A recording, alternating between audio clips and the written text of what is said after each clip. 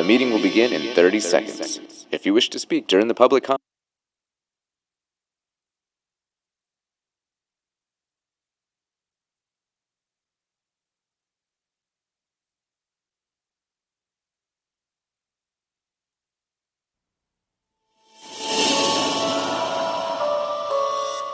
the meeting will begin in 10 seconds.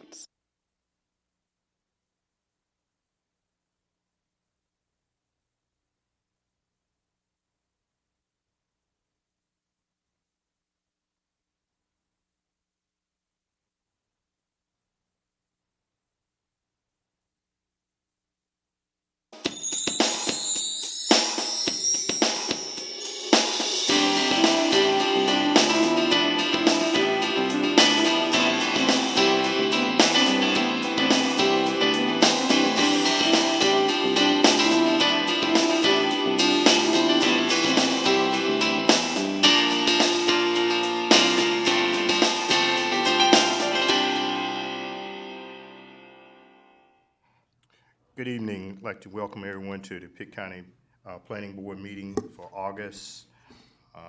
Also like to welcome everyone that's looking in via cable with us tonight. Thank everybody for showing up. We've got a nice little crowd out tonight. Ms. Tab, if you get the roll call, please. Faye Barefoot. Here. Brad Guth. Here. R.J. Hemby. Here. Ricky Hines. Here. Steve Little. Here. Tucker Moore. Here. Johnny Penner. Here. Maria Rogerson. Here. Danny Smith. Here. And Mr. Chairman, we received notice that Don Brown and David Davenport will not be here tonight. Okay, thank you. Next up, we will have Ms. Faye Barefoot will lead us in prayer, and I will do the Pledge of Allegiance. Please stand, please. Our Father, we thank you for today. We thank you for the many blessings of life, and we pray for every person here. And Lord, we pray that you would be with us as we carry on a portion of the meeting tonight, and be with each person that speaks. And Lord, help us to do what would be in your will. Thank you again, all the blessings. Amen. Amen. Amen. If we could turn and face the flag, please. I pledge allegiance to the flag of the United States of America and to the republic for which it stands, one nation, under God, indivisible, with liberty and justice for all.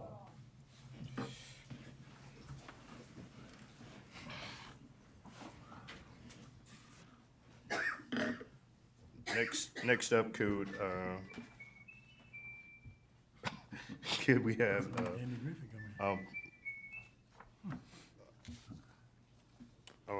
a motion on the approval of the minutes for July meeting? So motion, Mr. Chairman. Second motion. Who's second? Johnny Penner, second. Have a motion and a second. All in favor, vote by saying aye. Aye. All opposed? All right. Next up, what we're gonna do is, we're gonna open up to, public address to anyone that would like to speak to the board, for anything that's not pertaining to what's on our agenda tonight. Again, this is, if you would like to speak to the board concerning anything that's going on in the county that's not pertaining to something that's on our agenda tonight, okay? Next up, then, we'll have Mr. James Rose. Thank you, Mr. Chairman. Just one quick administrative item. As you know, Mr. Penner has duly served 2 full terms, and we've requested that the commissioners move forward with a reappointment, an appointment for his vacant seat. You might recall that your terms run through the end of September, so haven't gotten a new appointment yet. And as I reminded him before the meeting, you serve until you're replaced, so we'll see how that goes. The other part of that is Mr. Guth has served 1 full term, so he was eligible for reappointment, and the commissioners on Monday night did approve his reappointment, so we look forward to working with you another 3 years. All right. That's all we have. All right. Thank both of you gentlemen for serving. Thank you again to Mr. Penner for sticking around. Next up, zoning request. We will have Eric step to the podium. Thank you, Mr. Chair. We do have one rezoning request for you tonight. This request is from Baldwin Design Consultants. and the request is to rezone 5 acres owned by Happy Trail Farms, located on the southern side of NC 33 West. It's just southeast of the interchange with Martin Luther King Jr. Highway, from rural residential to general commercial. This request probably looks a little bit familiar to you. Just a few months ago, you heard a similar one, but that request involved a much more larger piece of property. That request was denied back in July by the Board of County Commissioners. The ordinance states that a rezoning petition for the same property shall not be accepted within 1 year unless there's a significant change that justifies waiving that 1-year restriction. And again, due to the size of the current request, it's approximately about 23 and a half acres smaller than the previous one. We felt that was significant enough to justify waiving that 1 year. So this is the property in question. You see it's just outside the city of Greenville's ETJ on NC 33. It's between the ETJ and the Martin Luther King Jr. interchange. This is a picture of the subject property. It's pretty much just open farmland. This is a view towards the east as if you're heading back towards Greenville and the airport on 33. And a view to the west or the northwest if you're heading back towards the interchange. These are some adjacent properties across from the site. The comprehensive land use plan designates it as suburban residential. That designation is intended to include residential land uses, including single-family and manufactured home subdivisions, manufactured home parks, limited multifamily, commercial, office, light industrial, and public institutional uses that meet locational criteria. That criteria does include frontage and access to a major state highway or secondary road, major location at a major intersection, proximity to similar uses, and separation from non-compatible uses such as existing residential. The land designated as suburban residential does have the greater potential for development and does therefore include a broader range of land uses. See the existing land use. The property itself is currently agricultural and undeveloped. You see there's some existing commercial up towards the interchange. There's a veterinary office and an old store that's up there.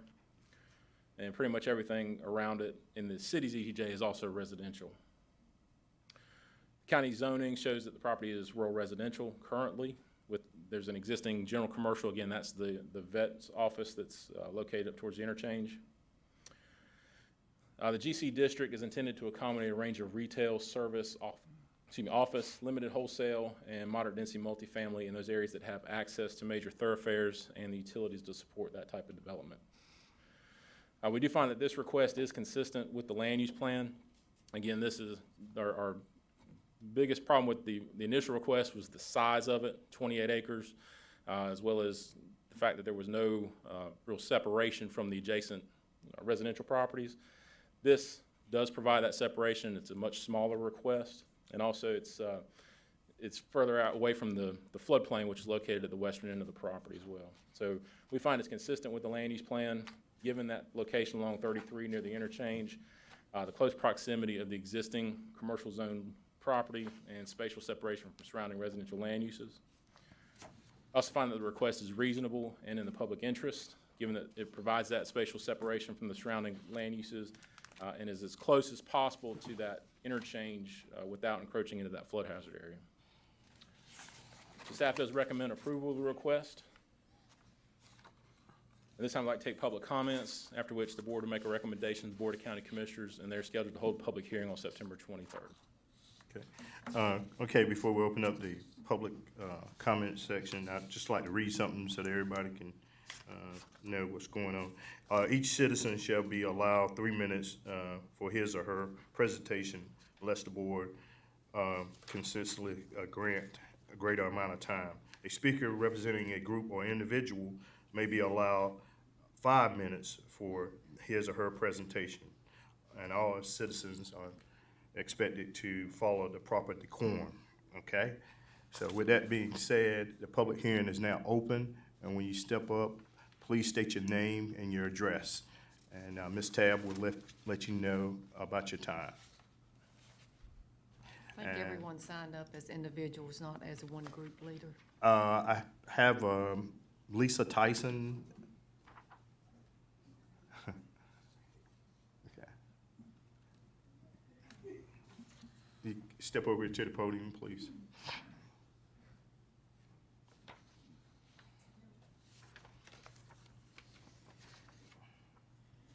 Step right here.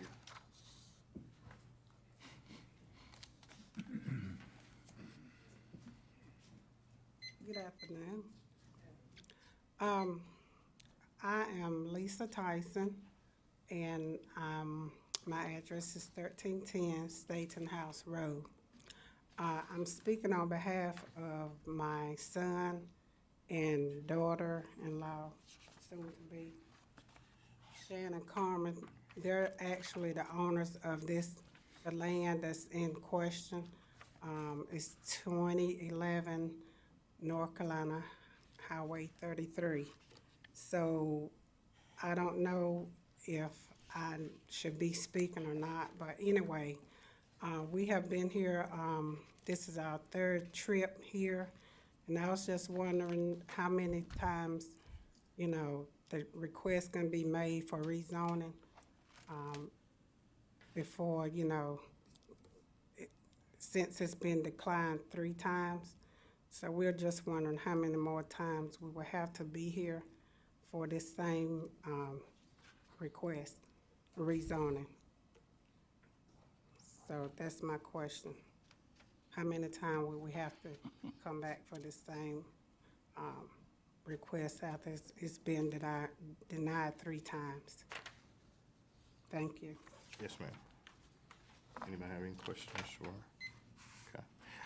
All right. Next up, we have Mr. Mike Baldwin. I reckon that's Mike Baldwin. I can't understand that. No, it's Thank you, Chairman Hines and board members. I am Mike Baldwin, and I represent Mr. Woody Witchard, who is a member of Happy Trail Farms. As I said a couple of months ago, Woody's a lifelong resident of Pitt County, went to Rose High School. Don't hold that against him, but he develops property, invests in property and land here in Pitt County. We feel like this is a commercial node that we're trying to fit into. And I'll probably kind of relate this to a baseball game.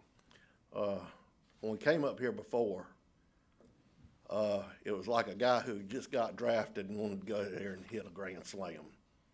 And he went up there and struck out.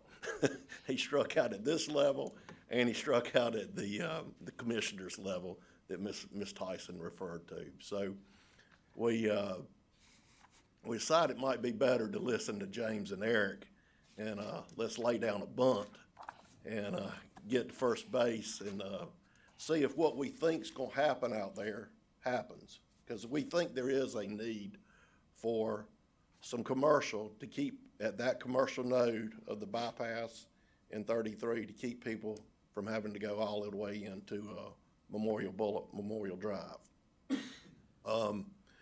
With that said, to Ms. Tyson's concern, I think we have something that's going to be non-offensive there on the western end of Mr. Witchard's property. It's Eric said it is in compliance with the comprehensive plan, and I hope we don't have to bring Ms. Tyson back out here too many more times, and I'll be glad to answer any questions. anyone have any questions for Mr. Baldwin? Mike, do you have any indication of what you might are proposing to go in that area? Sir, we couldn't, Mr. Little, we couldn't market it until it is zoned. Sure. So Mr. Witchard, he has the same realtor that does a broker that does all his work.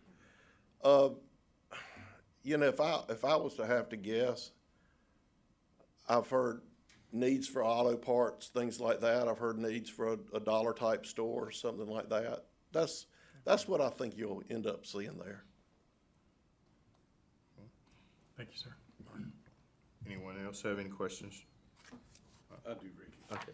The original request was for 28 acres. Yes, sir. We backed it back down to 5. If this 5's approved, what's the plan for the remaining 23?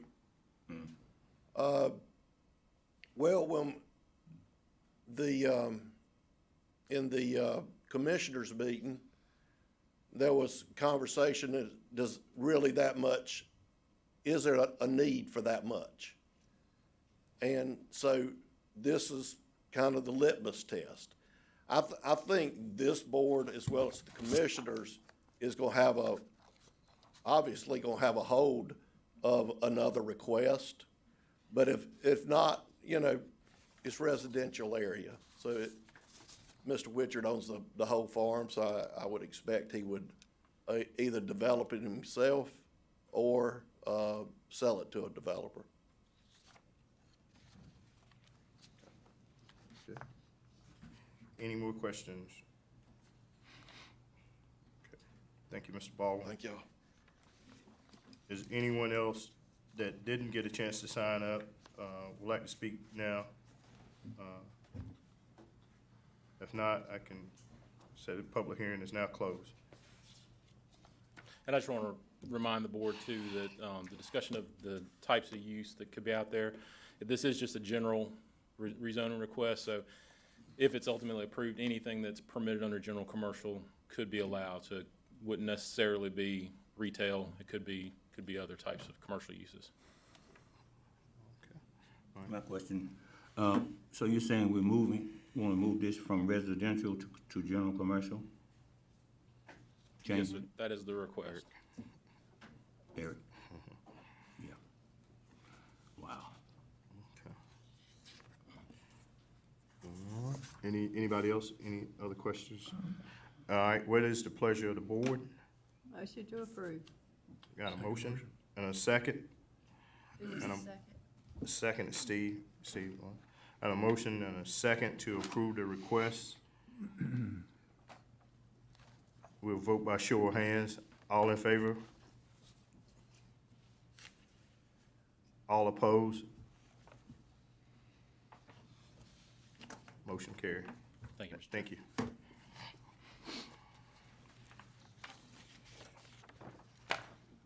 Next up,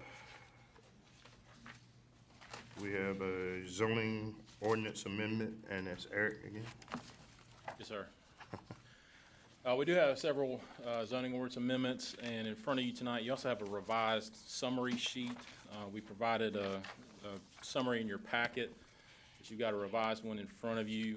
Since this packet went out, we added one item to this that we're proposing tonight. So we'll discuss that a little bit here as we go along.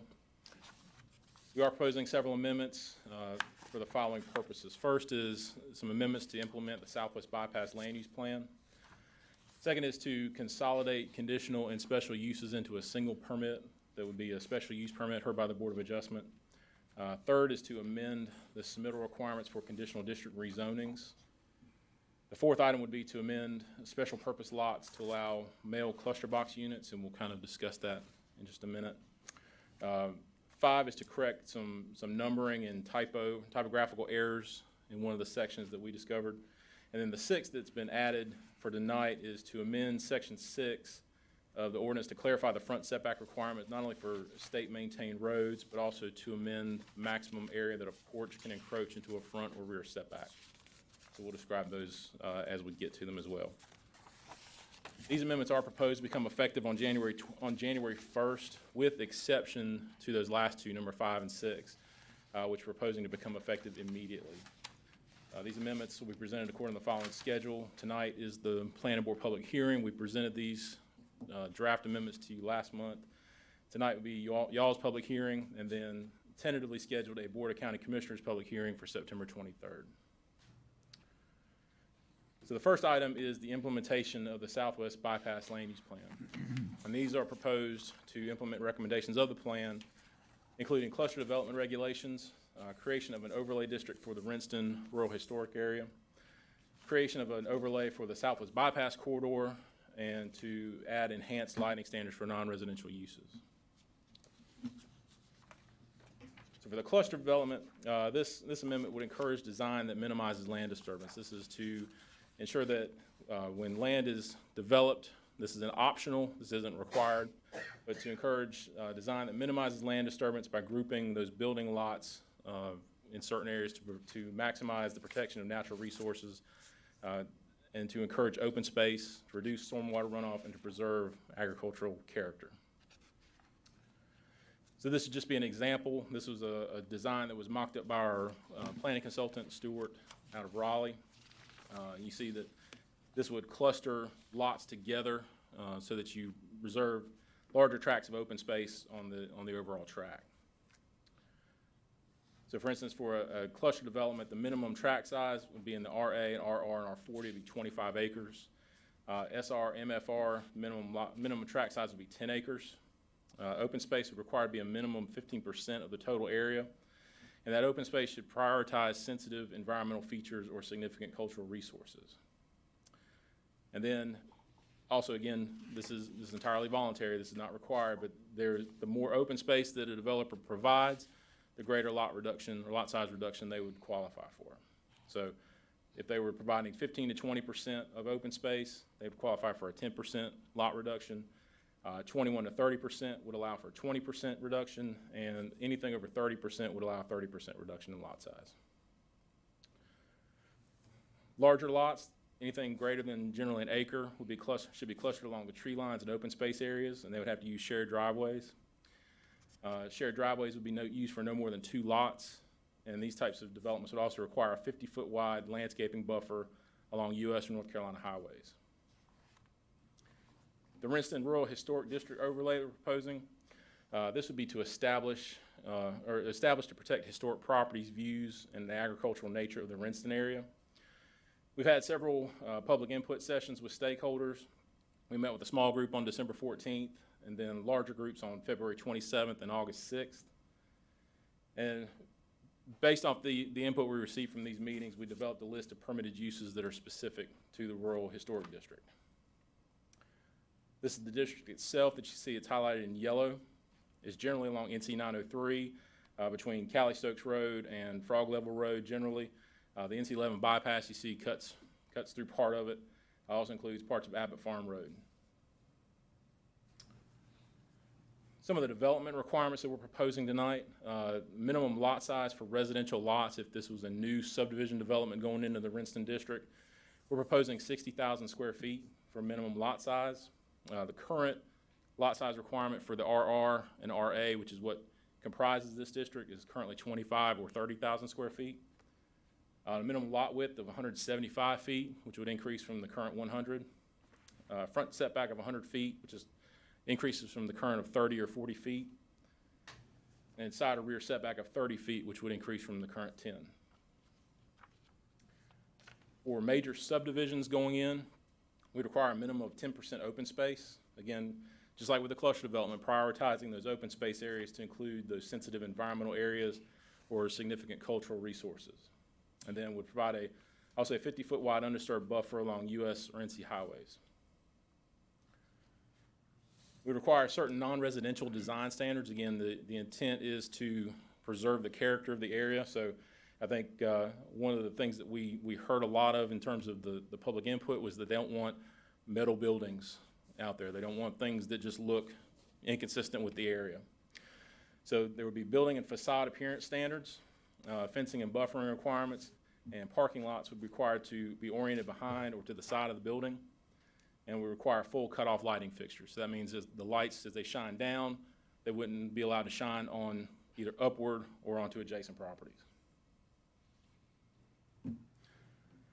And also, as I mentioned, we developed a specific list of permitted uses for the district.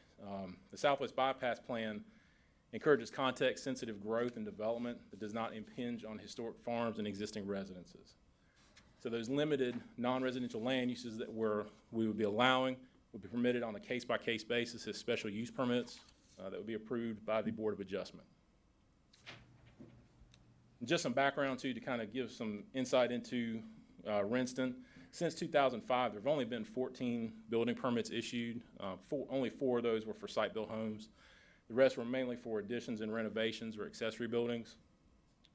And then there was a couple of non-residential structures, one was a church and some additions to an existing taxidermist and another church out there.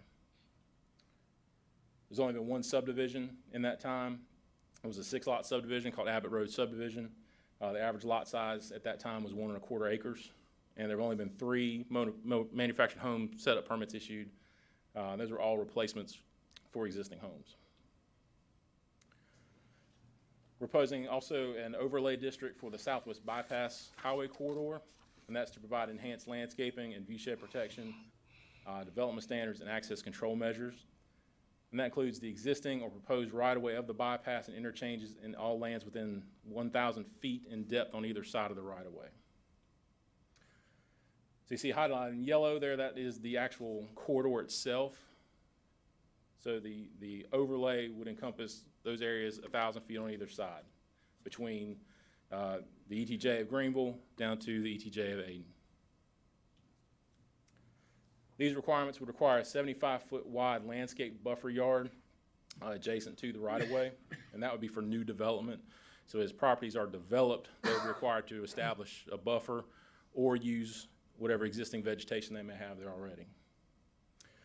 We'd require 20-foot wide side and rear landscape buffer yards where non-residential development abuts residential. And these buffer yards would require a combination of trees and shrubs. Roads and access and lot spacing standards, these are pretty much identical to the existing highway corridor overlay districts that we have in the zoning ordinance. We have highway corridor overlays on 264 and NC 11 North. So really these standards are sort of mirror those, just with some changes to the amount of buffering that's required. Building placement for development in the overlay would be required to be oriented towards the front of the lot at the setback. Any large parking lots, anything that would be greater than 20 spaces must be behind or beside the building and stubbed to adjacent properties with cross-access easements. And then, of course, any development would have that full cutoff lighting fixtures. The enhanced lighting standards that we're proposing, again, this would apply to any non-residential development in the county. We'd require a lighting plan, again, full cutoff fixtures, and that's defined as a housing that does not allow light or glare to shine above a 90-degree horizontal plane from the base of the fixture. So any light would be shined down as opposed to back up towards the sky. Maximum height of light source would be 20 feet and may not be in close proximity to residential property. And then certain things would have exemptions such as street lights, FAA required lighting, et cetera. The second item for these amendments is the consolidation of the conditional and special use permits. And this is really to make sure that we have in the ordinance, we currently have over several uses that are designated as conditional and special uses. The conditional use permits are considered by the Board of County Commissioners, and special uses are considered by the Board of Adjustment. And you see by those numbers, we've had 76 conditional use permits and only 4 special use permits. So that number is out of whack.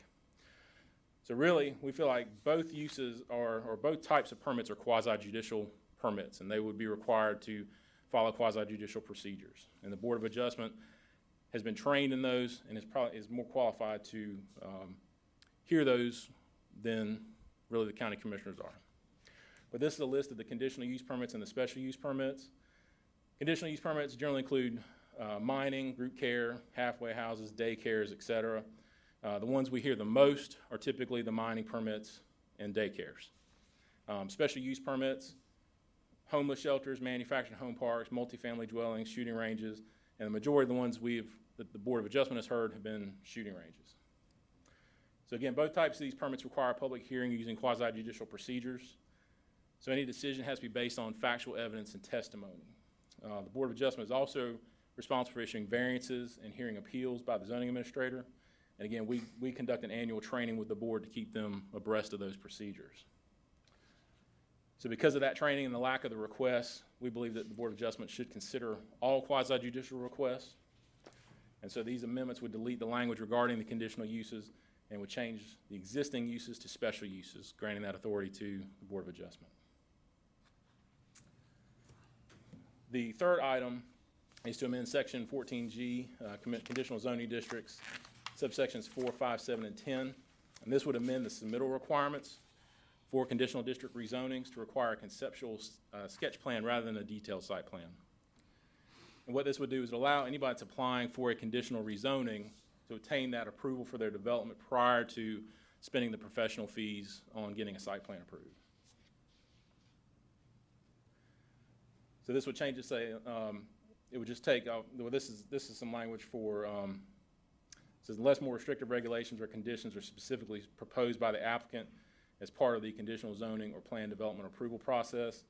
So those conditional zonings would have to conform with the development regulations unless the applicant is proposing something more restrictive.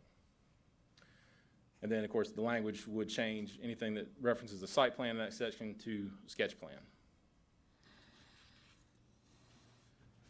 The fourth item would be to amend section 6F, special purpose lots, and this would be to clarify that lots used for the installation of male cluster box units should be considered a special purpose lot. Those types of lots are not subject to the minimum dimensional requirements that a normal subdivision lot would be, such as the lot size, the width, et cetera. And so those will be reviewed by the zoning administrator to ensure that there is sufficient lot size and dimensions to accommodate the use.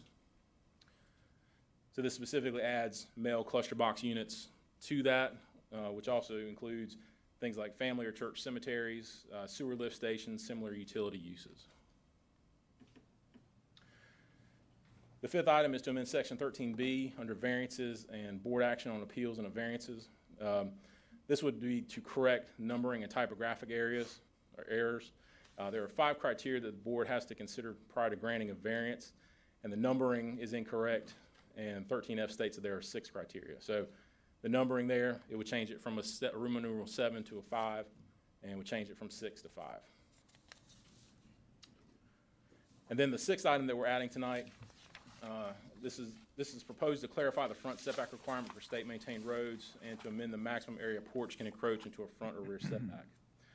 We have always required a 40-foot setback along state-maintained roads, but the table in the ordinance states just US or NC highways. So we want to just clarify, based off discussions with NC DOT, obviously an NC highway is not necessarily a state-maintained road. So we're proposing to change that, and then also at the request of a citizen, to amend the amount of area that a porch would encroach into a front or rear setback to increase that to 50 square feet.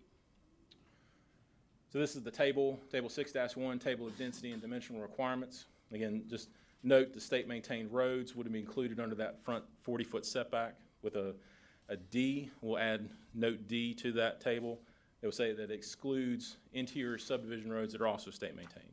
So interior subdivision roads are subject to a 30-foot setback per the ordinance, but interior subdivision roads may also be state-maintained. So that's just to clarify that it's still subject to the 30 feet. And then the request would be to allow porches and decks to encroach into the required road and rear setbacks to increase that to 50 square feet. So again, just as a reminder, these amendments are proposed to become effective on January 1st with the exception to those last 2, 5, and 6. We're proposing to make those effective immediately. And the amendments we presented again tonight is a public hearing and a tentative public hearing at the Board of County Commissioners on September 23rd. With that, Mr. Chair, I'd like to open the public hearing. Okay, excuse me.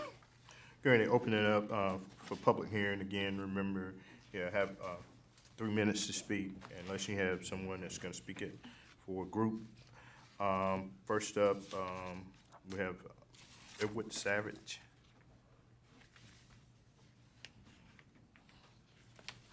Good evening. I'm Edward Savage.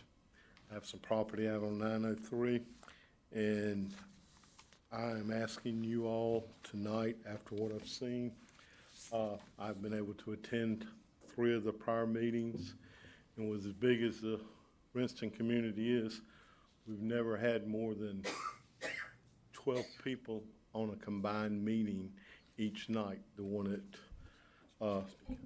at the community college, the one we had the other night, we never had over 12 citizens at a time. What I'm concerned about is that under this new lot proposal, only in the Princeton Historical District, nowhere else in the county, they're asking for a 60,000 square foot lot minimum. Now, you've got houses out here by Tar River, you've got houses over, nice houses, big homes. They're not on a 60,000 square foot lot, okay? Why are you forcing 60,000 square foot on me and my property that I may want a future development when you don't have it anywhere else in the county? Greene County doesn't have it. It's not that big of a historic district if you ride through it now that we have a 4-lane highway going through the middle of it. In your paper book, in the book that Stewart Engineering did, we only have one house, one structure that is actually listed on the historic district. So my question to the board tonight is, again, why are you penalizing me and some other citizens with doing a 60,000 square foot compared to 40 where you have everywhere else now? Explain that to me, and when you go to develop that piece of property, by the time you put those houses on it, you put those streets in there, you meet the setbacks that they're requiring, then you did major monetary harm just because it's a historic district. And at this point in time, there's nothing out there but corn and beans. There's not an active store in that area. There used to be years ago when we were growing up. It's just residential rural area. There's nothing that great and special about riding through there right now with a 4-lane highway down the center of it. And I'm asking y'all tonight to shelve the historic Rinston part of the bypass proposal. And I didn't get a copy of that sheet, but I'm looking at your maps that are in your books and the information that we've received. And again, 60,000 square foot's a whole lot from what it's zoned now at 25 and 30. That's double the amount. How can you justify that?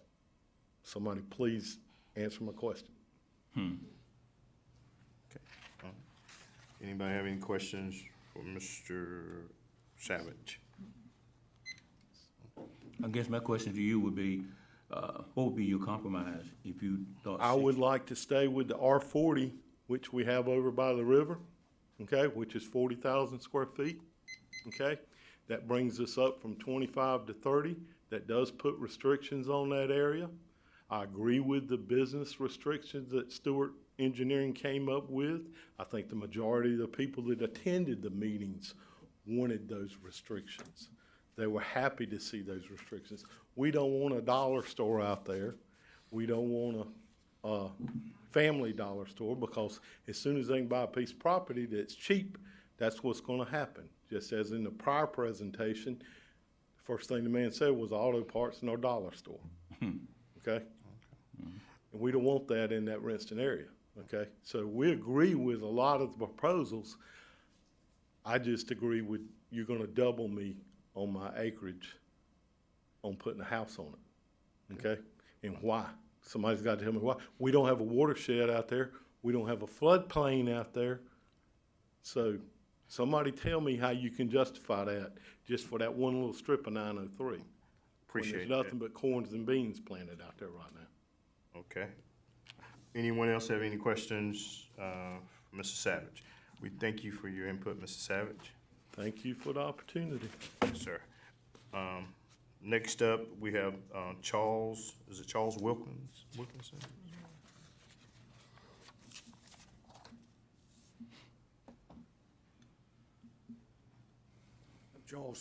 Charles Wilson Jr., and my family owns land in the Winterville Historic District.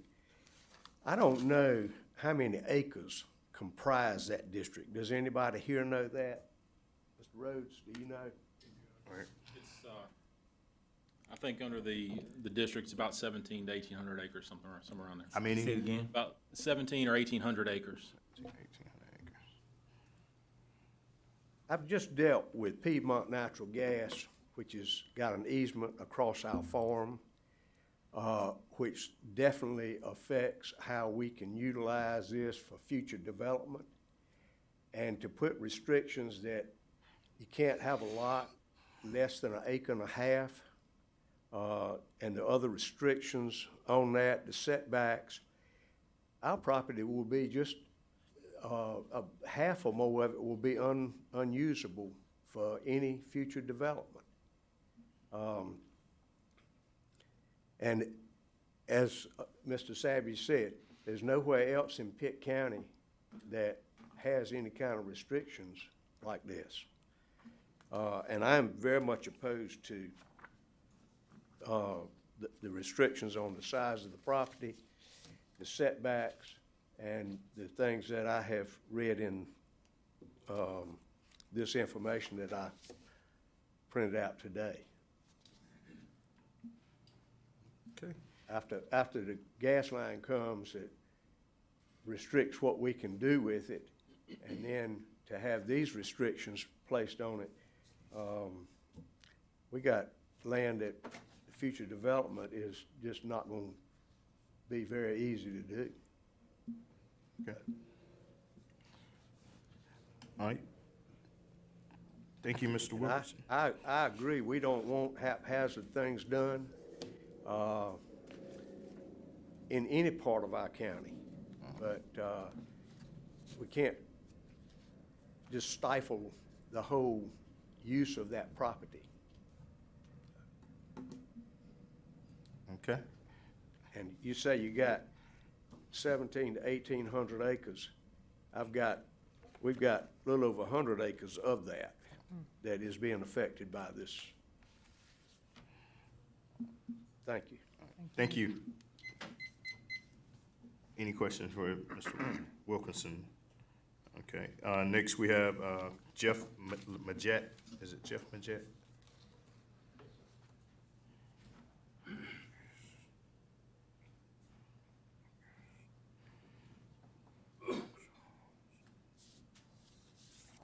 I'm Jeff Majette. I live out right across from the historic district, but I own close to 180 acres in the historic district. Got over a mile of road frontage plus an intersection. I own where Frog Level Road, they said it came down to Frog Level Road. It actually comes past Frog Level Road. I actually bought this land to protect the area, but you know, farming is a tough occupation. Some 20, 30 years down the road, there might not be any farming. It might be in greenhouses or in smaller buildings, and farmland's gonna be hard to lease. And, you know, my children or my grandchildren gotta do something. You gotta be able to pay the taxes. I know the county likes the taxes. They keep going up, so they like that part of it. So my biggest problem with this is not that I want to develop it anytime soon or anything like that, but this is a zoning to restrict it forever. According to what we were told, it's not like the piece of property that the man had a while ago where they could come back and say, you know, I want to cut out 5 acres and make a commercial lot here. This zoning is set so that it's got a limit, and they're choosing what limit could be in there. And they limited it pretty small. The only way they could say is we could come back and change the whole, you know, something in the whole zoning for the whole area, not a small area. So the 60,000 square feet is too much. There's things in there that they put in the package that they didn't talk about tonight, is they want a 50-foot buffer of trees around your whole subdivision, not just the roadside. When they proposed it, it was not just for the roads. I actually own property on Frog Level Road. One of the things, and I'm not, you know, most of you know I am in the mobile home industry, but I don't have it for mobile homes. But the property right next to mine on Frog Level Road, there's a mobile home. Next to it's a metal building. Next to it's a double wide. Next to it's another single wide. On the left-hand side on Frog Level Road, there's a whole line of double wides. They're all fixed up nice. There's not a problem or stuff, but my line is here. On this side, they can have mobile homes. On my side, according to this, I can't. So there's limitations on what can go on and what's there.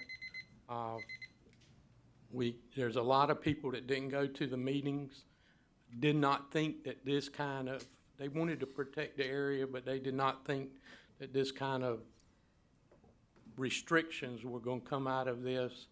And they've just found out how we got this, what the final plot was last night after 5 o'clock. Okay. But thank you. Thank you. One question to you. Mr. Majette, you have a question? Right. So what is your number that you will be willing? to live with? The 40,000 is good. But I think we need to be able to get some way, whether it's through special permits or whatever, some way of being able to get some other commercial in there. If somebody wanted to put a beauty shop or something, all that's eliminated in there. We're a mile from this.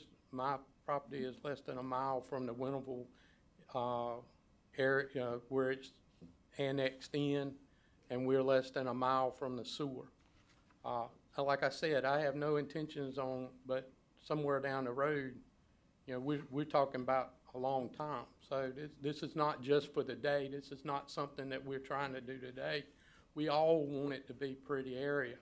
I like the houses, you know, where they've got the buildings can't be just a plain metal building or anything like that. But and I spent my own money to protect the area, so I do have an investment, but I don't want to lose my investment for these restrictions. Thank you. Thank you.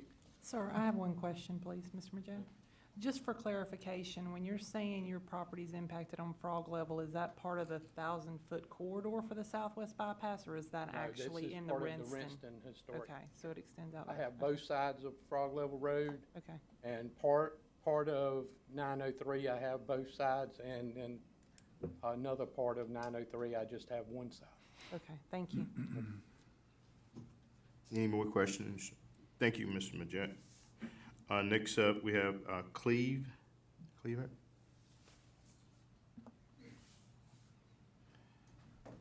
My name is Cleve Averett. I'm from Rinston, born and raised there. I spent my whole life trying to supposedly preserve the rural and agricultural feel of the area, but sometimes that doesn't really work out. The farm where the overpass goes over 903, it split us in half, split mine and my mother's house in two, just misses my mother's house, puts us on a dead-end road. So, you know, as far as I'm concerned, once the road shows up, it's hard to supposedly preserve a rural area. You either go in the house and not look at it, or you can go outside and listen to the traffic. So, you know, so it was an investment for me to farm, and I've got kids, and down the road, who knows, farming is not that great. I'm a small farmer. You know, farmers are either getting bigger or getting out. So I don't know why I should be penalized for my investment and my time all my life when, you know, I just don't think I should be. I'm in favor of a smaller lot size down the road. That's about it. All right. Any questions for Mr. Cleve Averett? Anybody? Thank you, sir. Next up, we have, is it Jessica Edwards? Yes.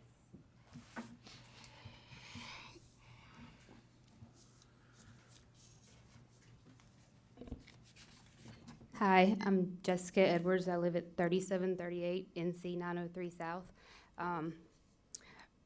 Regardless of the attendance to the previous meetings, the entire purpose of the Rinston Historic District is to preserve the farmland and to preserve the history there.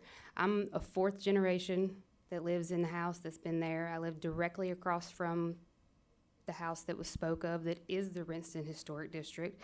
I do live in the 1,000-foot corridor. I'm opposed to, I'm actually with the larger lot size. So I don't want to see any businesses come in. Some of the stakeholders that have spoken, they're not residents. They live elsewhere, and they're just trying to make money. What about us who have grown up there? I was born and raised in the Rinston area. Like I said, I'm a fourth generation to live there. And like I said, the entire purpose was to protect the local history, to protect the farmland. That's North Carolina, Eastern North Carolina, that's what it was all about, was farming. And I know that some people said that they're still trying to farm, but that was what the Rinston Historic District was for. And we've already had the bypass come through and affect a number of us. Split farm, split land. We have to hear that. Once that gets open, we'll have to deal with that. Why should we have to have neighborhoods come in, or a Dollar General, or we're already having to look at one of the stakeholders that hasn't had the grass mowed at their lot in maybe well over a year. But they're trying to sell that lot because they're just wanting to get rich. And they don't even live in the area. Okay. Are you finished? Yes. Okay. All right. Any questions? Yes, my question, I heard that same question. You said you are for the larger lot size. I am for the larger lot size. Yes, I currently live in the Rinston Historic District. As I said, I'm 4th generation. I'm a 3rd generation to live in the house that I currently live in. Okay, thank you. Any other questions for Ms. Edwards? Okay, thank you. As again, I'd like to offer anyone else that didn't get a chance to speak, if they would please step forward now, please. Question. Can I get a question answered? Yes. The paper that was sent out to us last night, that was emailed to us. As the gentleman said, we didn't get it last night. You'll need to step to the microphone, please. The paper that was emailed to us last night, that we didn't get from the planning department, states on here to 60,000 square feet. You asked me that, has an asterisk beside it. And one of my questions that I was gonna ask after this meeting is, that it may be reduced to 30,000 square feet when associated with a clustered subdivision. So we're kind of contradicting ourselves again. And this was sent out for the historic Rinston area, not the southwest bypass part, but the whole historic area. If you're gonna put an asterisk on there and you're gonna say that, oh, under special circumstances, we'll allow you to do 30,000 square feet if you build us a cluster subdivision. We're not asking for cluster subdivisions. So it's either or is what I'm saying. You can't be both ways. Okay? Thank you. May I proceed? Yes, sir. Thank you. State your name, please. Yes, sir. My name is Charles McLaughlin. I live in Rinston. I speak for 10 people, and I would like to have 5 minutes to speak, if I may have that.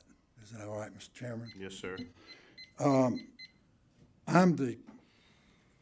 live in my great-grandfather's house in Rinston, but about a half mile down the road is my great-grandfather's house on my mother's side. So both my mother's family and my father's family have roots in Rinston. And in order to understand what Rinston is, you need to understand what happened. That in 1986, there was an architectural survey done of Pitt County, and the surveyor found that there were 4 properties in the Rinston area that were worthy of designation in the National Register of Historic Districts, which requires a federal designation by the U.S. Department of the Interior. And when that happened, I noticed, I went down the road and I checked the property tax records in Pitt County, and I noticed in a 2-mile run, which is now part of the Rinston area, there were 11 houses that were built before 1925. And my house was built in 1910, and my house that's next to it, which I rent out, was built in 1880. My brother's house was built in 1848. So these houses, when you're riding down the road, they really don't look that remarkable, and the reason is because they are very well kept. And I must say that we appreciate the hard work that's been done after Rinston was approved by the State Historic Preservation Office and unanimously approved by the North Carolina Historical Commission, and then listed on the Department of the Interior National Register of Historic Places. There are less than 5 rural districts in North Carolina, and one of them is Rinston. And a friend of mine said, well, what's historic about a farm? And I said, well, let's start with the Garden of Eden. You know, And that's the way that we feel. We love the area where we live. We're not trying to be ugly about this.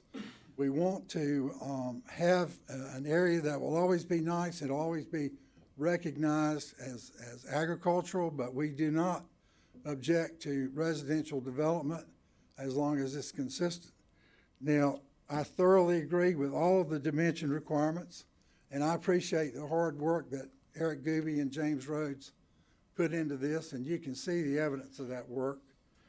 I have several uses that I still would like to see removed from the table of uses, and they're all on one page, and they are, I don't know which page it is, maybe the third one. And this is the table of uses is what will be either permitted either by special use permit or by right or is exempt. But anyway, I would like to see you take out convenience store, farm supplies, food store, garden center, and hardware store. There are several garden centers in Pitt County, and they're quite large and quite, they make quite an impact on the landscape. But the landscape in Renton is just as precious as the houses are. And my cousin, for example, lives in an old schoolhouse that he's fixed up about 40 years ago.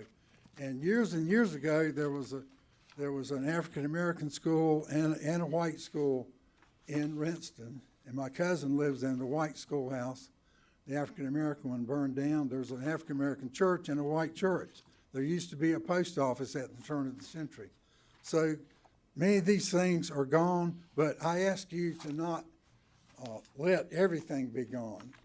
All of the speakers have given deference to Renton, and I appreciate that because they're all my friends and my neighbors, and I would like for this committee to, with the exclusion of those 5 uses that I mentioned, to adopt the report of the planning staff in full.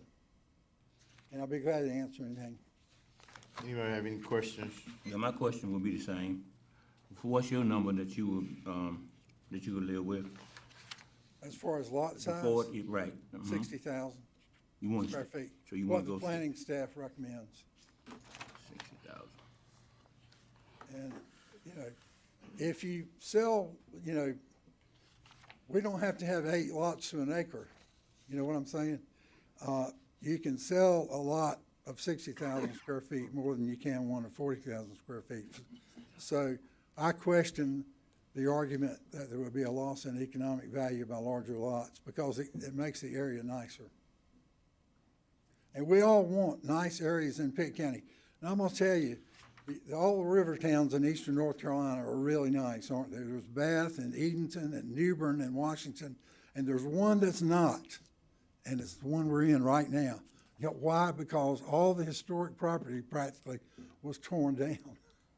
So these other areas have preserved history much greater than Greenville has, and I ask you to preserve it in our little part of the world, which consists of 1,650 acres, and it's known as the Renton Historic District. And the way the district is designed, there are a number of houses, just like I pointed out to you, that are quite old, not just my house, but a number of houses. Okay. Any questions, anybody? Thank you. With that being said, I now close the public hearing.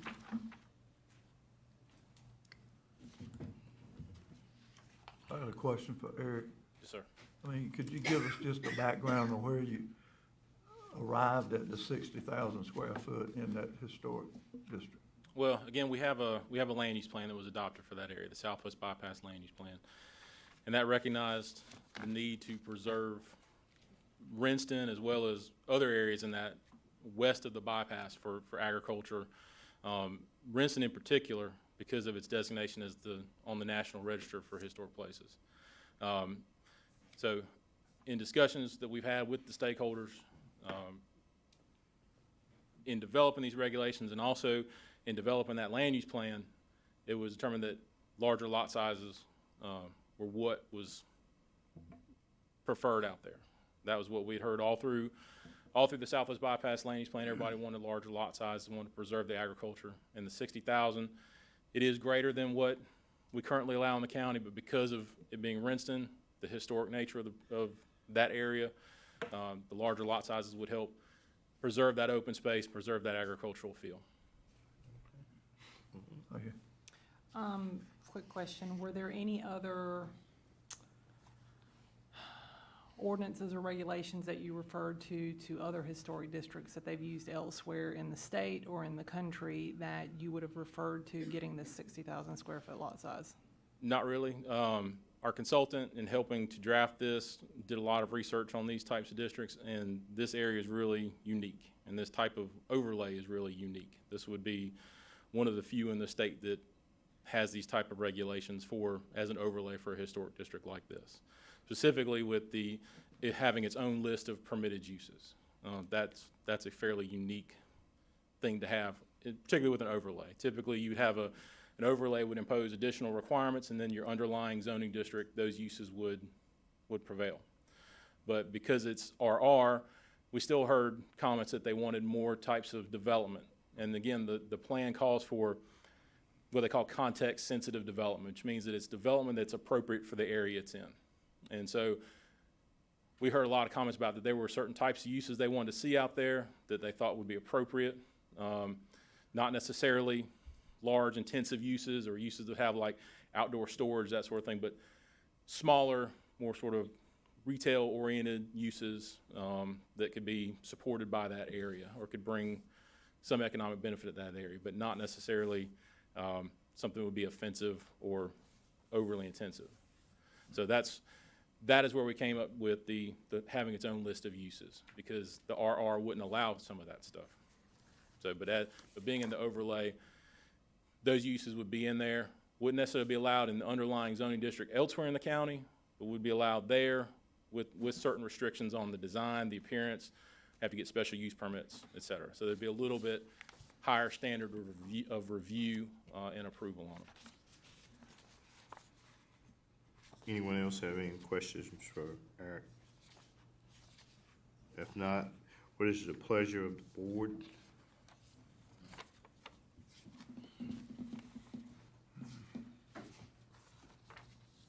Can I go back and ask a question before?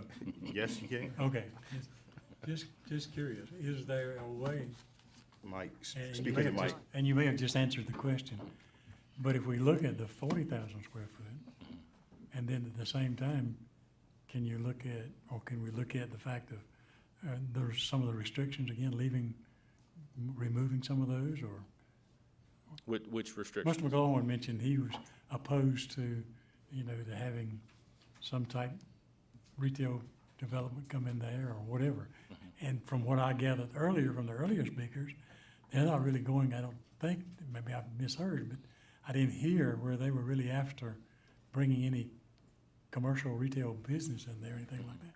They're just after making sure it's an acre lot rather than an acre and a half lot. Mm-hmm. So I'm just wondering, is there room for us to come to a compromise to say that 40,000 square foot, but yet we also share the fact that we back off on some of the commercial? There again, going back to RR and whatever. Right, and that's the pleasure of this board. They can make a recommendation. We've made our staff recommendation. If the board would like to modify those and ease up on some of the restrictions or add additional restrictions, we would certainly be amenable to that.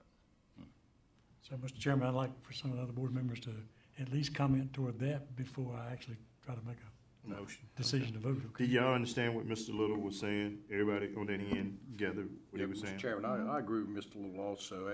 There's a lot here to digest, and I agree that, two views came out, lot size and the certain things we don't want out there. Mm-hmm. And as this is, I personally am not prepared to vote one way or the other.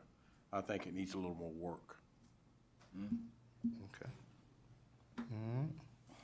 Eric, did your consultants have any sketches regarding the 40 versus 60 size lot? We have some sort of general mock-ups, but nothing So really we could get a visual image, I guess is what I'm thinking of, is in terms of what it would look like comparatively. Yeah, and we can talk with the consultant, see if they can draft up something more to kind of show a comparison. I think that could be done.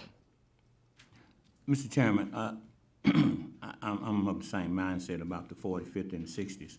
I'm hearing in this room tonight more 40s than 60s. 60, 40s, it seems like if you would, I would like to see that part of that discussion tabled until we can get more information or get some more, some more workup on this, because this is this is going to impact, as I'm hearing, this is going to be future grandchildren. I'm going to be gone, you're going to be gone, and they're going to be here with it, right? So I would ask that we would table this part of that discussion. Put it in a form of a motion. Yeah, I would motion that we would do that, Mr. Chairman. James? And I'm fine with that. I just want to be clear that you're only speaking to the first part. We got 6 sections. Right. Yours is particular to Rinston / the Southwest Bypass. Right, right. We as staff really would like to progress forward with those remainers, so. Yes, Right. yeah, right, yeah. So, Right. So that motion is to talk about, to get more clarity on the uses and the sizes, and come to a compromise in those sizes, where everybody can live with, because when you're gone, you want your folks to be comfortable. That's my motion. okay. Table it. Well, it is a historical district, and the lot size, 60,000, I mean, that seems to be the thing for historical districts. Well, we have a motion on the floor. Do I have a second? A second. I have a motion and a second. Now is any discussion? Okay. So that motion was to table the number 1 under the implementation of the Southwest bypass. Correct, and go forward with the others. And, okay, that was, Right. Is that a motion to approve the remainder? No. Or just a motion, just to remove this, and then we'll have a Right, separate just to motion? remove that and then move forward. Okay, all right, well, let me back up, I'm sorry. Okay. I didn't want to take, Yeah, okay. we want to table it, and he keeps saying something else. I don't know what he's All saying. right, all right, the motion is on the table that we table the portion for the Rinston number 1. lot size and restrictions, okay? And, all right, well, first we're gonna do the first one as far as, the Rinston. Okay, the motion is on the table that we table this, and revisit this. So all in favor, vote by saying aye. Aye. All opposed? All right, now, I move that the remainder of the text amendments are approved. Second motion. okay, now I have a motion that we approve the rest of the text amendment. Is there any discussions? All right, so let's vote by saying aye. Aye. All opposed? Thank you, Eric. Thank you, sir. Can I go back and just ask another question, okay? Yeah. Because at the same time now, where's James? Eric, but staff, I guess, what is your direction now to work with the folks in Rinston, okay? And when I say that, I heard what you said about going back to a consultant, but yet and still, I've heard 2 sides, and I'm hoping that something can come together for all those folks to try to address the concerns. I don't see going back to a consultant at this point. We would have to work it out in-house. You've heard, I mean, there's a lot of information in there. To only whittle it down to a couple of major issues, that's pretty good. Now, whether we'll get full consensus on those 2 issues is a whole nother topic. So But at least we get to take another shot at it. we will take another stab at it and, of course, try to get the information back out as far as a recommendation. It could be, Mr. Chairman, if you'd like to direct us, we could have yet another Rinston landowner meeting here. I think it's been successful. We've certainly gotten a lot of input. There's a lot more input to be had, but again, we're only down to 2 items. I feel pretty good about that still. I think that would be a good idea, James. I reckon you will get with the stakeholders. Yeah, and determine. I just want to go back to the motion about tabling it. It may not be back on your next meeting, just with the timing element and all, but I just want to make sure we'll at least report to you next month. It may be a couple of months before we get it back to you. That'd be good. That'd be good. All right. Sorry about that. Yeah, you're fine. Okay. All right, all right. Thank you, Mr. Chairman.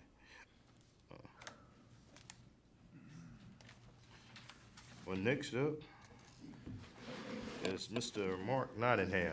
All right. Thanks, Mr. Chairman. Tonight, we're going to go through our subdivision ordinance amendments. They're proposed.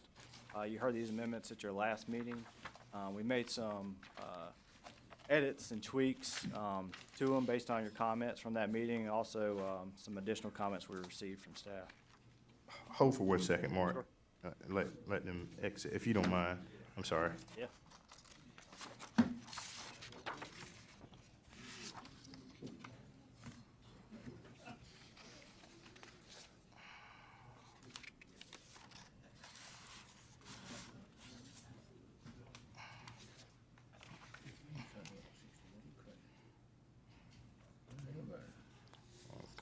Okay, Mark, you can continue now. I'm sorry. Sure. Thank you. Uh-huh. So like the zoning ordinance amendments, these are proposed to become effective on January 1st. And at your last meeting, you heard the first draft. Tonight, we're going to hold a public hearing regarding the amendments. And the Board of Commissioners is tentatively scheduled to hear them at their September 23rd meeting. So jumping into it, you know, a lot of these amendments were minor in text, just corrections to the ordinance. Some of the major ones were spurred about due to requiring mailbox clusters in neighborhoods. So providing safe access to those is a big factor of why there's some more substantial amendments in the ordinance. The first one being amendment to section 141 in public streets. This would require curb and gutter on new streets when the average buildable lot size exclusive of the right-of-way is less than an acre. So the denser subdivisions would have that curb and gutter requirement. Here's an example of some curb and gutter located in Pitt County. And the opposite of what you would get from curb and gutter is roadside ditch. Sometimes it looks great, like this picture here. This is another subdivision in Pitt County. That's not hard for a homeowner to maintain. But sometimes you may have, steeper slopes on the ditches, be harder for, a homeowner to maintain. Sometimes you get drainage concerns when the pipes aren't set correctly for driveways, things like that. And we also talked with our assistant district engineer with NCDOT. He had concerns about curb and gutter, such as maintenance costs and long-term. It will be more costly to maintain, or fix problems with curb and gutter. So they might not necessarily be in favor of curb and gutter in subdivision streets. They had concerns also about utilities in the right-of-way having conflicts with sidewalks being in subdivisions. So that's our next amendment being proposed. Installing sidewalks along one side of proposed streets and new subdivisions that are public streets, proposed public, when the streets are constructed and the average buildable lot size is less than an acre and the average road frontage of each lot is less than 125 feet. So we're not talking about, sidewalks in every single new subdivision, just the ones where the roads are proposed as public and where they don't have a lot of road frontage. So it wouldn't be difficult to exceed that 125 foot of road frontage in most subdivisions. And if sidewalks are proposed on both sides of the street, one side could count towards the open space requirement that we'll just get into in a minute. And sidewalks would not be required in bold portions of cul-de-sacs. Here's an example of some sidewalks in a subdivision in Pitt County. So the next amendment would be to require landscape buffers along state roads. This would be just kind of a new landscape buffer that meets requirements of Section 10H of the zoning ordinance, roughly a 10-foot wide landscape buffer, just to enhance the aesthetics of new subdivisions. And most developers do that now. This would just be adding that requirement. There's a couple pictures of what that could look like. For new subdivisions, the Postal Service requires these cluster box units. So we would like to have those conform to NCDOT's policy for placement of these box units on state-maintained subdivision streets for both new public and private streets and subdivisions. We'd like to require a shelter for these box units that also contains lighting. And they should also be located on a lot that's deeded to an HOA. That would remove any maintenance problems in the future as regards to whose responsibility it is. Here's a couple pictures of some of the box units that have been installed in Pitt County recently. Just to give you an idea of what we're seeing now. This next amendment is just cleaning up some of the language regarding road maintenance. And same with this one as well, just improves the clarity of the ordinance. This next amendment will be to the table of map requirements, so any new preliminary or final plat that gets submitted to Pitt County and recorded, we would like to have the surveyor or engineer include a statement about whether that property is within a half mile of a voluntary agricultural district, just to give a homeowner, additional notice about, some of the adjacent land uses that might impact their property. Next major amendment is to add park recreation and open space requirement. This would require new major residential subdivisions to provide park recreation open space in the amount of 0.03 acres per lot. And cluster developments, like you heard about in the zoning ordinance amendment, shall meet the open space requirements found in that section of the zoning ordinance. So this is just an example of, a smaller type park area.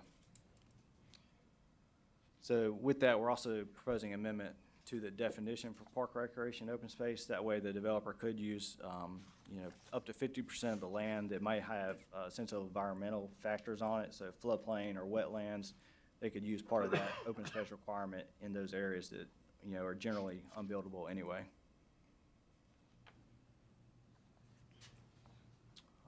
Next amendment is to one of the certifications that we include on final plats, just removing the sentence about our authority to maintain streets, just technicality there.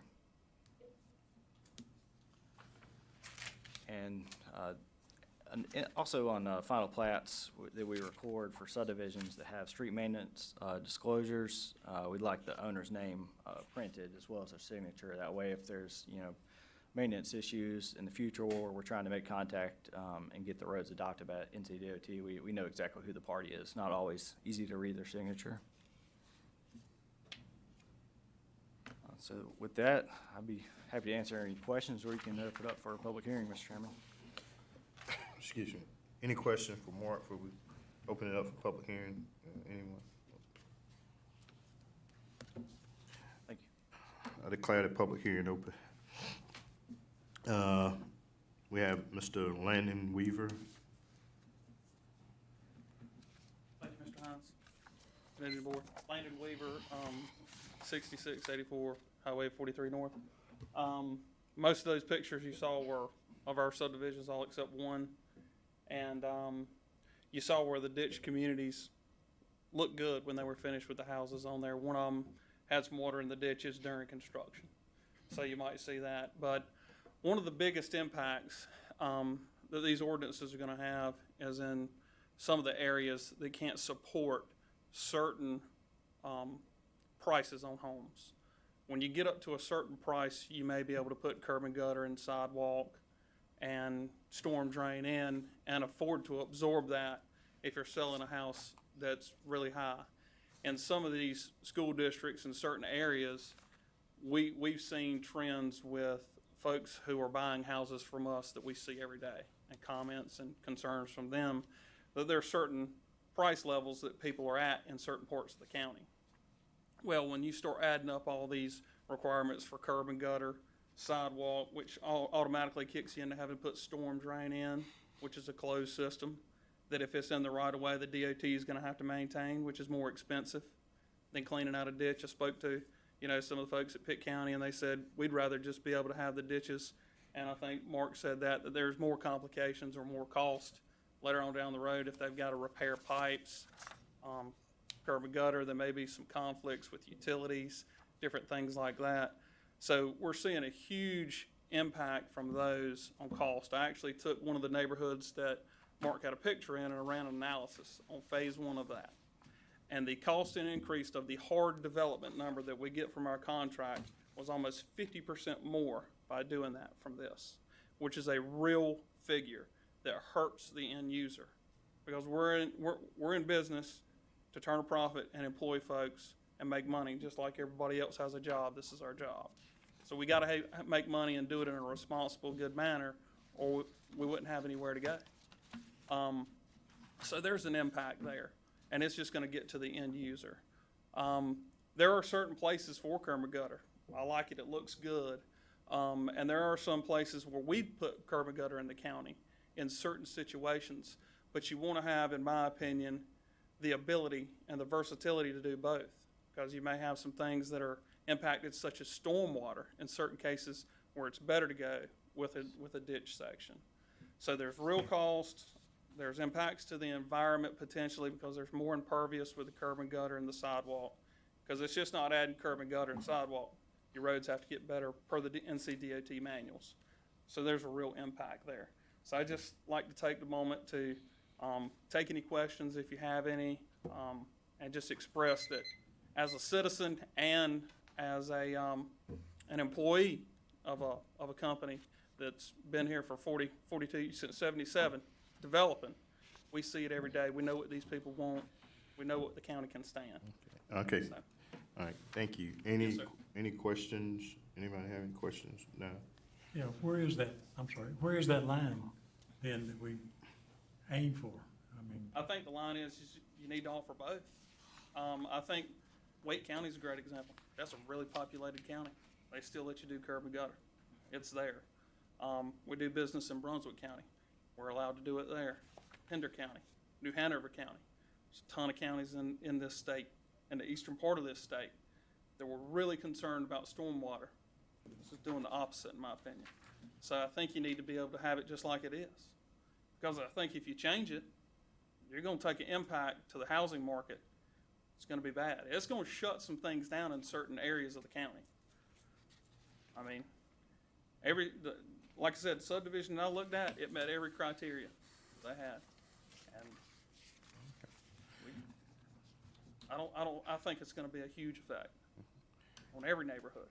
so I guess the key word in this is when we say all subdivisions? Mark, if you step back, Mark. Yeah, that's why we didn't want to, just say blanket all subdivisions without any kind of, ways out of requiring curb and gutter or sidewalks, by just restricting those requirements to the smaller lot size or the denser development. Hopefully it would not increase that cost, too much. If you have a larger lot size, yeah, it's going to be expensive to put, large sections of sidewalk and curb and gutter in. But when you get to that denser development, we feel like it's a good compromise. But again, I met on that one that Step up to it. that one that I did the analysis on met every requirement they had. We wouldn't do the deal today if this was a requirement. We've got 2 properties under contract now in the county that if this passes, we will drop the contract. We will not do it. I can tell you for a fact. Any questions? One more question. And just one more point. And you see a lot of things going on with the new annexation out on Mills Road, that some of the local and some out-of-town developers did. You're gonna see more of this if that happens, because there's not gonna be the incentive, because you got a sewer and water tap fee, but you also gotta put a septic tank in. It's about the same. There's not much difference. You start telling somebody you gotta put park, you gotta start putting curb and gutter sidewalk, there's not gonna be that real advantage to stay in the county, and you're gonna get that opposite. You're gonna get people driving to find that utility and cram them in there. So I think it could be a negative and really get more of that density where you may not want it as well. Something to think about. Maria, you have a question? For Chris. Were there other towns or counties that we referred this ordinance revision to? Are there other? So we pulled some of the open space from local communities in Pitt County. I'm just saying, like in other communities, like not Pitt County, like other counties, what do they have in their subdivision ordinance based on thresholds for curb and gutter and for ditch section subdivisions? Right. We didn't really look outside of Pitt County when we were developing these, and a lot of it was spurred by, the change in the building code and requiring, safe access to these cluster box units. To me, safe access is not, pedestrians in the vehicle way to go get their mail. So that's one of the reasons, or a major reason why, some of these amendments were being proposed. Can I make one point to that? And I agree with the county on that, but as you see in one of the slides, it showed a turnout off of the road. That was actually one of our subdivisions as well, and we're on all our subdivisions now that this new postal code come out, and you gotta do the CBUs. I think on NCDOT roads, they have a detail now where you have a little pullout, I think on some of these roads, where you had to pull off, have the road, and then you had to pull off and have your CBUs right there. Or we, in our subdivisions now, we're doing a little turnout where they're completely out of the right of way on common areas. Just getting out, doing their box, then pulling back on the road. So I agree there needs to be something done, but I think it's maybe a different tack. Any questions? Any more questions? I got a question. Are we gonna vote on each one of these, or is it a whole thing together? Individually? It's Pleasure of the kind of board. a pleasure. It's up to us. Our Okay. pleasure. Yeah. The next person that was up to speak was Mike Baldwin. He left. He left, okay. He did So- give us some comments if you want me to relay those. Yeah, you can relay them. He was concerned about the open space not being needed due to larger lot sizes in Pitt County. Most people are using their own land for recreation. He mentioned that curb and gutter could require a deeper cut for the roadbed, which is more costly, and along with more money being associated with curb and gutter and sidewalks for the overall development. Okay, all right. I declare the public hearing closed now. What's the pleasure of the board? I'd like to make a motion to remove the Part D of the general street standards, number 6, about the curb and gutter. Marie, could you speak in? Oh, sorry. I'd recommend to remove the section number 6, curb and gutter, the general street standards. Second. Okay. Have a motion on the table to remove, I think, section 41, public street, section D, general. And my request as part of that would be for staff to go look and see what other counties have in their ordinances and regulations and be able to provide that information to us to see what's kind of standard across the state, to see if we're comparable or if we're more restrictive or we're less restrictive. Second. Second, still second. We have a motion and a second on the floor to remove 41, public street, section D. All in favor, vote by saying aye. Aye. All opposed? Motion carried. Now, for the rest of the text amendment that was, Motion to approve, Mr. Chairman. Second. motion and a second to approve the rest of the text amendment. I'm sorry. the Wait a motion- minute. The motion is what now? I've got a question. Is that saying that we're gonna have to have sidewalks on every subdivision in the county? Part D? We took that out. We took part D out. That's the Okay, part we we just took took out. both of those. Right. So you're Okay, so we're striking both. of removing those. curb and gutter and the sidewalk portion. And the sidewalk. Right. Okay, Right. all right, now Yeah. I'm up to speed. Yeah. Yeah, that's what that was. All right. Uh-huh. That was that motion. All right, now, the second motion is to accept the text from the, All the rest. all the rest. All the rest. Okay? Everybody clear? All right. I got a question about cluster boxes. Who's supposed to maintain those? That HOA, correct? Yeah, so what this you had put amendment in? required it to be on a separate special purpose lot. Right. It would be deeded to a HOA for their Okay. maintenance. So the other question, just out of curiosity, and the rest of this. Tell me again about the park and recreation part. What kind of cost does that add to what we're talking about? And is that something else we're putting on? So if you had maybe a 30 lot subdivision, you would be required to have close to an acre of park space. You know, some of that could be included with your cluster box. Some of it you could include as part of your landscape buffer, if you made that a little bit wider. Some of it, a lot of our subdivisions have floodplain and wetlands on them. You can use part of that land. So again, is the HOA, is that who maintains it also? Yeah, that would be within HOA is common area. But again, right up front, that's gonna be an additional cost to that homeowner, right? He's gotta know that going in. Yep. Probably the homeowners association. Yeah, the homeowner Homeowners association, association will take care of that, yeah. the fee will take care of that.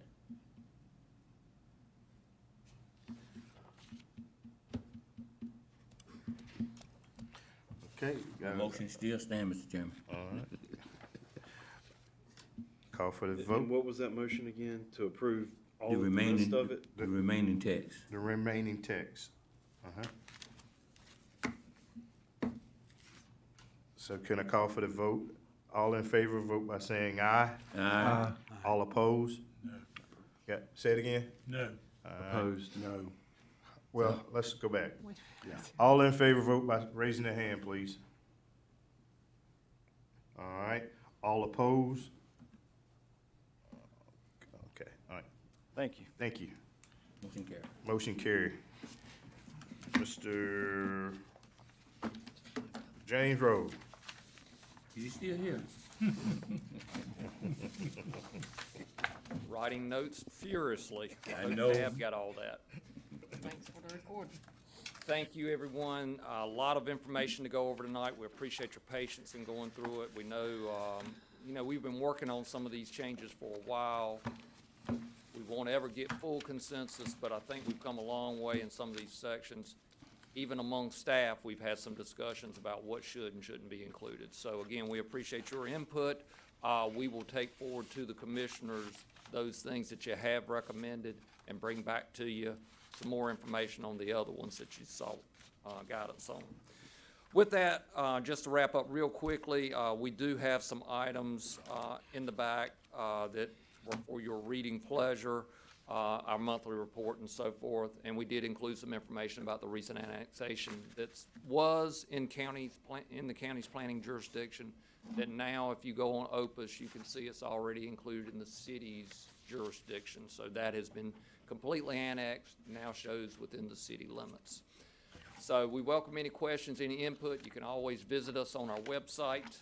A lot of good information. I'm also promoting Census 2020. We want to count everyone one time and in the appropriate place. You'll be hearing a lot more about that. If you have any civic groups, any other organizations that you'd like someone to come out and speak to or have some promotional information, we'll be glad to do that. Census Day is April 1st, 2020. Thank you, Mr. Chairman. Thank you. And also too, thank Commissioner Colson for being with us this afternoon, this evening now. If there's no, anybody have anything? Motion to approve, I'm sorry. Approve adjournment? Right, yeah, motion to, go home, go to sleep. Approve Okay, adjournment. motion to approve, All right. motion to adjourn, Mr. Chairman. Meeting is adjourned.